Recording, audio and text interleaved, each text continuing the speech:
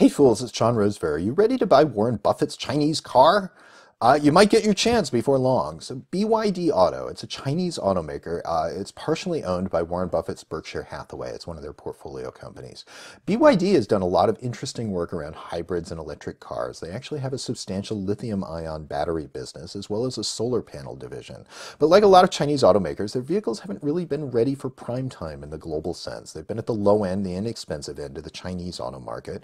They haven't had really much export success because the vehicles haven't been seen as competitive with the big global automakers products in terms of things like crashworthiness, fit and finish, sophistication of features, refinement, and so forth. But they've been gradually catching up as we've all expected they would. Now BYD says that it plans to introduce 4 models in the US at the end of 2015. Now this isn't the first time BYD has tried to come to the US. I could dig through the Motley Fool's archives and find articles I'd written in the past, years past, saying they were coming by the end of 2010 or 2012. Those plans didn't pan out, but a BYD official told Bloomberg last week that the company will be much better prepared this time around.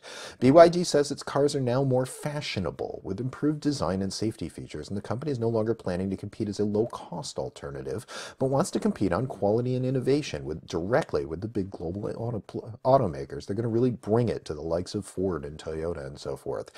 They have a new plug-in hybrid sedan that will likely end up being their flagship here in the US. That car went on sale in Beijing last month.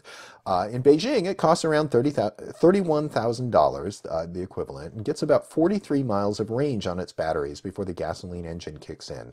That price and range fairly competitive with cars like General Motors' Chevy Volt.